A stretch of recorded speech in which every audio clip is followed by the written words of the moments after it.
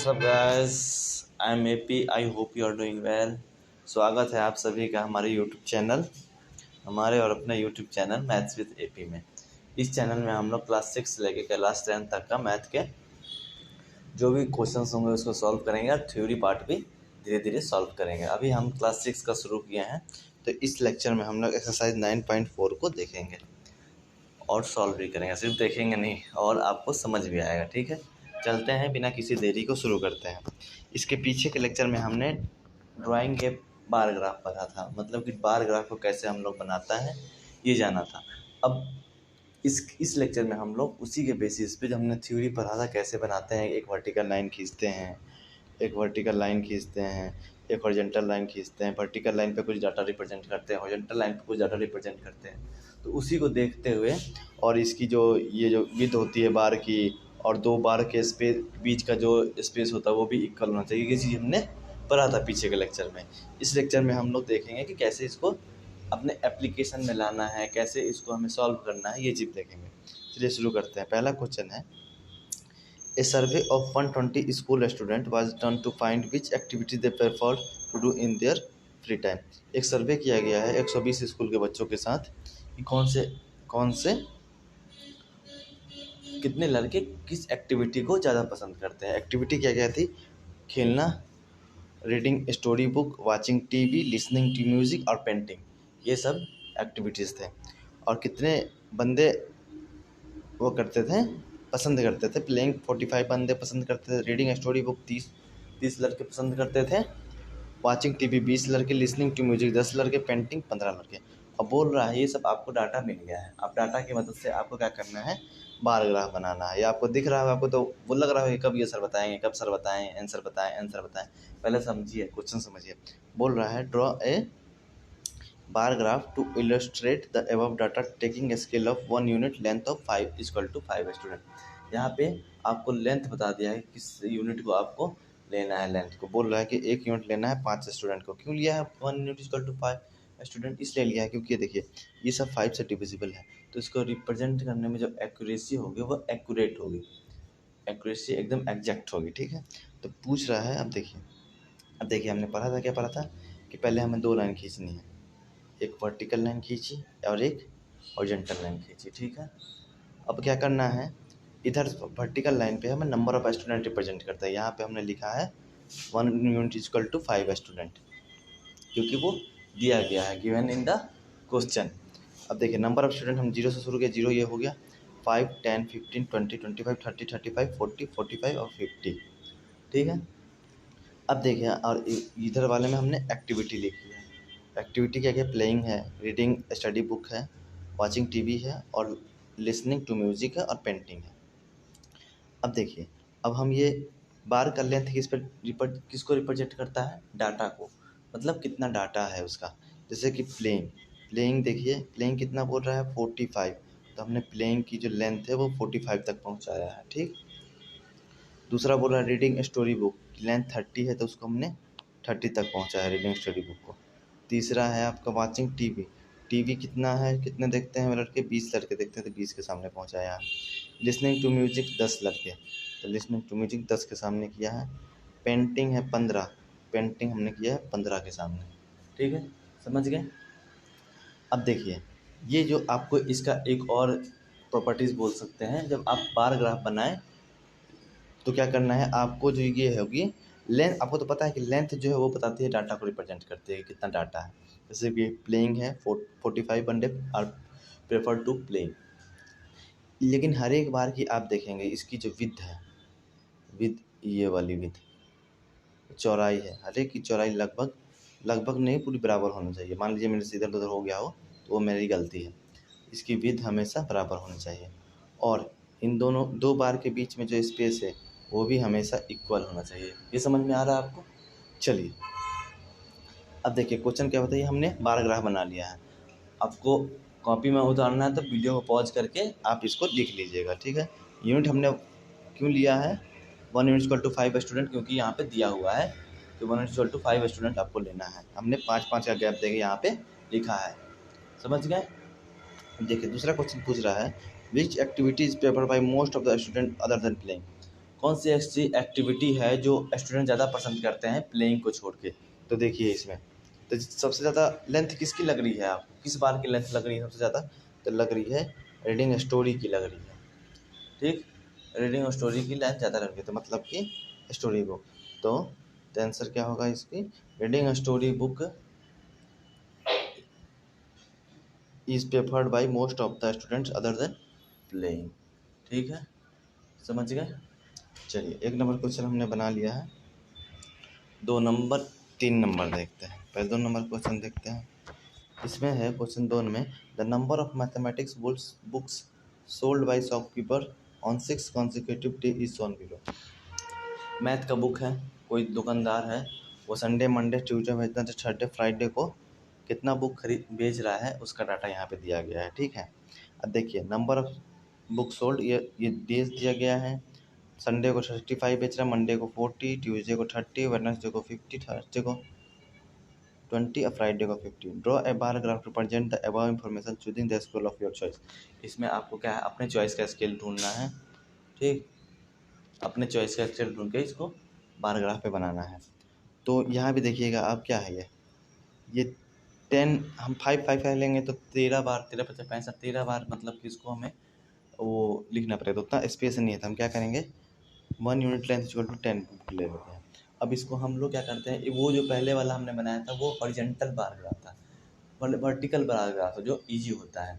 दोनों की value same है, इजी और कुछ नहीं है। बस हमने क्या किया है कि इधर साइड में हमने डेज लिख दिया है, Sunday Monday Tuesday Wednesday Thursday Friday, और इधर हमने क्या लिख दिया है बताइए, नंबर ऑफ बुक सोल्ड लिख दिया है। अब देखिए 0, अब 10 का इसके लिए, तो 10 के गैप में लिखेंगे 0, 10, 20, 30, 40, 50, 60, 70। ये हमने लिखा है, अपने प्रेफर पे स्केल लेना है, अपने चॉइस का लेना है, क्वेश्चन में ही बोला है।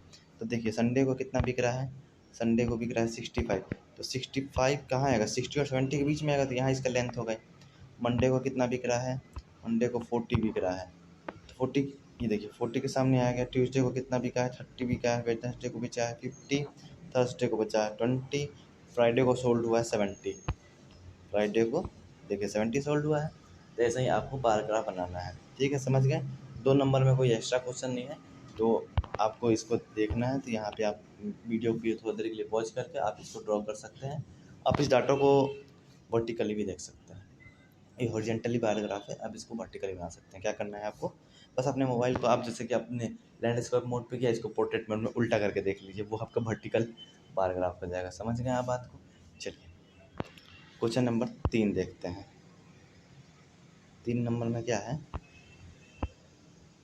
3 नंबर में क्वेश्चन दे रहा है, following table shows the number of bicycle manufacture in factory during the year 1998 to 2002।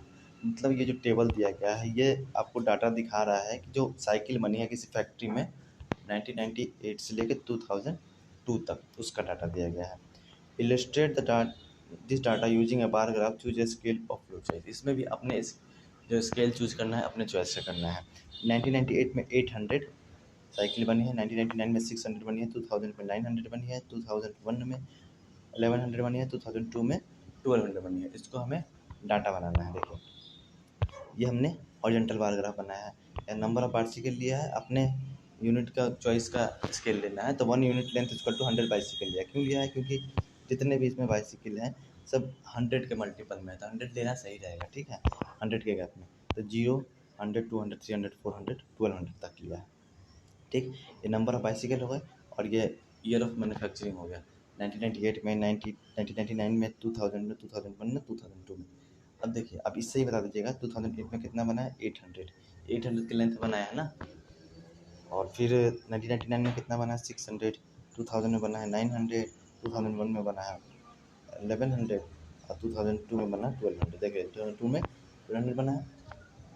बार का लेंथ रिप्रेजेंट करता है डाटा को, ठीक है। हर एक की विड्थ देखिए, विड्थ हमेशा हर एक की सेम रहेगी, हर एक बार की विड्थ जो रहेगी सेम रहेगी, और 2 बार के बीच का जो स्पेस रहेगा वो भी हमेशा सेम रहेगा। बस जो लंबाई है वो अलग होगी। क्यों अलग होगी, क्योंकि वो डाटा को रिप्रेजेंट करता है, डाटा अलग अलग होगा। वीडियो को वॉच करके आप इसको देख सकते हैं। तीसरा 3 में ए नंबर क्वेश्चन जो है, in which year where the maximum number of cycle manufacture. सबसे ज़्यादा लेंथ की किस लेंथ का बार ज़्यादा है, किस बार की लेंथ ज़्यादा है, तो अब 2002 की, तो पहला क्वेश्चन नंबर 2002 ईयर में सन 2002 में सबसे ज़्यादा मैन्युफैक्चर हुई थी साइकिल उस फैक्ट्री में। अब बोल रहा है कि in which year the minimum number of bicycle manufacture, सबसे कम बार की लेंथ कौन सी है, 1999 में। तो आंसर है 1999। समझ गए। क्वेश्चन को पॉज कीजिएगा, आपको ये नोट करना है तो कॉपी में आप नोट कर लीजिएगा, ठीक है, समझ गए आप। चलिए आगे 4 नंबर क्वेश्चन देखते हैं। 4 नंबर क्वेश्चन क्या कहता है, 4 नंबर क्वेश्चन इधर जाओ, तुम पहले मिनिमाइज करते हैं इसको यार, तुम इधर उधर। 4 नंबर इधर आएगा, तुम ऊपर जाओ। 4 नंबर, देखिए 4 नंबर क्वेश्चन बोल रहा है, 4 नंबर क्वेश्चन पढ़ते हैं। Number of person in various age group in the town is given the following table. किसी टाउन में नंबर ऑफ कितने पर्सन रहते हैं वो मतलब इसमें दिया गया है किसी टाउन में। 1 से 14 साल के जो बच्चे हैं वो 2 लाख हैं, 15 से 29 साल के जो लड़के हैं 1,60,000 है, 30 से 44 साल के जो हैं 1,20,000 है, 45 से 99 साल के 59 साल के बच्चे हैं वो कितने हैं 1,20,000, 60 से 74 साल के बीच में 80,000, 75 से 40 साल के बीच में 40,000। तो आपको डाटा देखिए। अब देखिए हमने क्या किया है, यहाँ पे नंबर ऑफ पर्सन लिख लिया। पहले 2 लाइन खींचा, एक वर्टिकल लाइन खींचा, एक हॉरिजॉन्टल लाइन खींचा। वर्टिकल लाइन में नंबर ऑफ पर्सन यूनिट क्या लिया, 1 यूनिट लेंथ किया तो 20,000 लिया है, क्योंकि 20 से सभी डिविजिबल है। 20,000, 40,000, 60,000, क्योंकि हर एक के 20,000 का गैप है ना। और यहाँ हमने एज ग्रुप लिया है, एज ग्रुप जो यहाँ दिया हुआ है 1 से 14, 15 से 20, 114 यहाँ लिखा, 15 से 20 लिखा, 30 से 40 लिखा, 45 से 59 लिखा, और 60 से 74, अब 75, 625 एंड अबव लिख दिया। अब बोल रहा है कि 114 के बीच में 2 लाख बच्चे हैं, तो 2 लाख के बराबर यहाँ हमने कर दिया।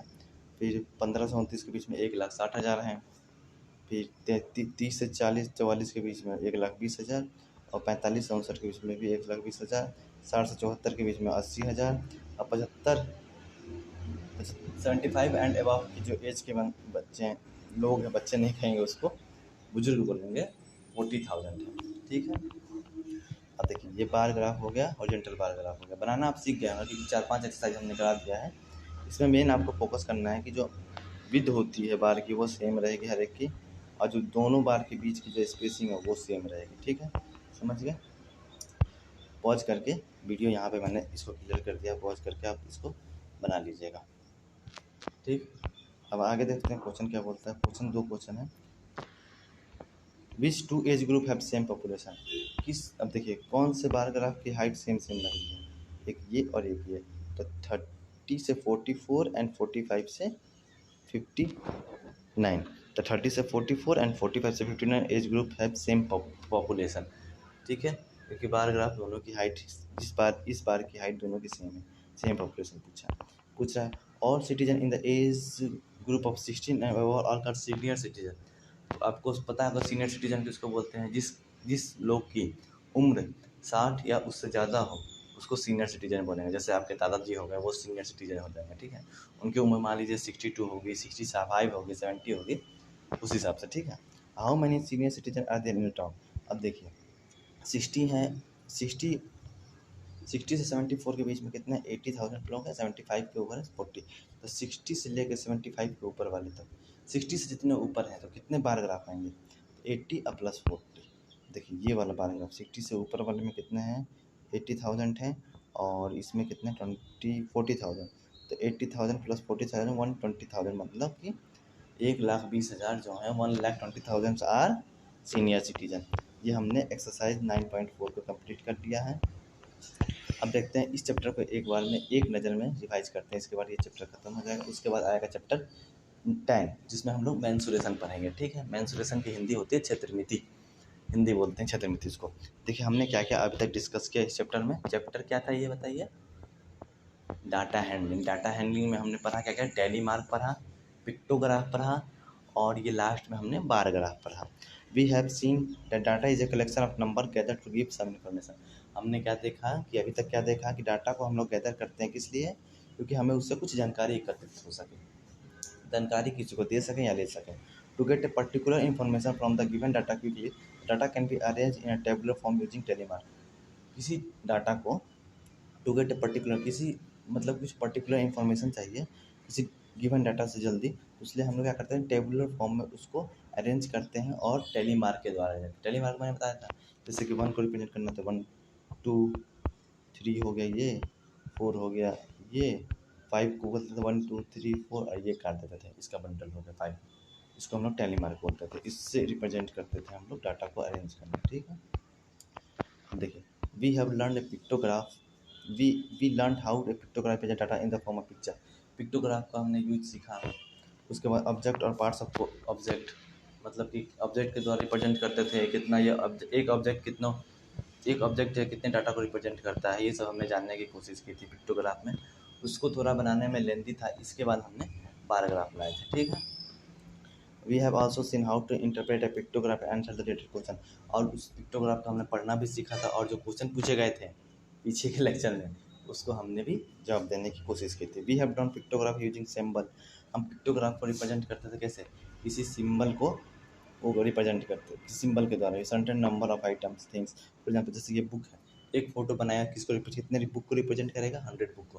क्योंकि पिक्टोग्राफ में क्योंकि फ़ोटो बनाना बहुत मुश्किल होता थी, तो जैसे कि मान लीजिए कि आपको 100 बुक को दर्शाना, तो 100 बुक आपको बनाने में दिक्कत होगी, तो क्या करते थे वहाँ लेवल में लिख देते थे लीजेंड में कि 1 बुक रिप्रेजेंट 1 फोटो रिप्रेजेंट, जैसे फ़ोटो बना देते थे और रिप्रेजेंट 100 बुक्स। चौथा में क्या, we have discuss how to represent data by using a bar diagram. Bar diagram जैसे अभी जस्ट हमने बनाया कि कैसे रिप्रेजेंट करते थे, और बार ग्राफ को ही बार डायग्राम बोलते हैं। In bar graph bar of uniform width drawn horizontally और वर्टिकली, मतलब कि यूनिफॉर्म विद, जो हम बताया था ना मैंने क्वेश्चन में, इसी लेक्चर में बताया कि जो बार की जो विड्थ होगी, जो चौड़ाई होगी, वो सब बार की सेम होगी। लेंथ चेंज होगी, क्यों चेंज होगी, क्योंकि इसको डाटा को रिप्रेजेंट करना है, तो लेंथ चेंज होगी। और दो बार की जो बीच की स्पेसिंग होगी, गैपिंग होगी, वो भी सेम हो जाएगी with equal spacing between them. दिख रहा लिखा, the length of each bar gives the required information. और जो लेंथ होगी, हाइट होगी जो बार की, वो रिप्रेजेंट करेगा इन्फॉर्मेशन को, जो information. To the this we also discuss the process of choosing a scale for the graph, for example 1:100 student. हमने ये भी बार ग्राफ में भी जाना था कि हमें 1 यूनिट लेंथ का कुछ स्केल चूज होना है अपने सहूलियत के लिए, अपने उसके लिए अच्छे के लिए, मतलब कि आसान हो जाए। We have also practice reading a given bar graph. हमने प्रैक्टिस भी किया कि कैसे बार ग्राफ को पढ़ा जाता है, बहुत ईजी है पढ़ना है। नहीं देखा तो पीछे के लेक्चर में आप देख लीजिएगा। We have seen how interpretation from the same can be made. वैसे ही हम लोग आगे भी we have seen how interpretation from the same can be made, और हमने कुछ डाटा दिया गया तो उससे हमने बार ग्राफ भी बनाया इस लेक्चर में। चलिए यहाँ पे ये लेक्चर ख़त्म होता है। कहीं भी कुछ भी डाउट हो तो आप फ्री हैं, कमेंट सेक्शन में बताइएगा। मैं कमेंट सेक्शन के रिप्लाई ज़रूर दूंगा। अभी आगे के लेक्चर में हम लोग मेंसुरेशन पढ़ेंगे, क्षेत्रमिति चैप्टर 10। इसी प्रकार ये जो चैनल है अपना मैथ्स विद एपी को प्लीज़ सब्सक्राइब कीजिएगा, अपने दोस्तों को भी बताइएगा अगर वीडियो अच्छा लगे तो। इस चैनल में हम लोग जो मैथ है क्लास 6 से लेकर 10 तक का हर एक वीडियो अपलोड करेंगे। अभी 6 का चल रहा है, अभी नेक्स्ट लेक्चर आएगा मेंसुरेशन का। प्लीज़ इस चैनल पे बने रहिएगा। थैंक यू सो मच, और चैनल को सब्सक्राइब ज़रूर कर दीजिएगा। बाय।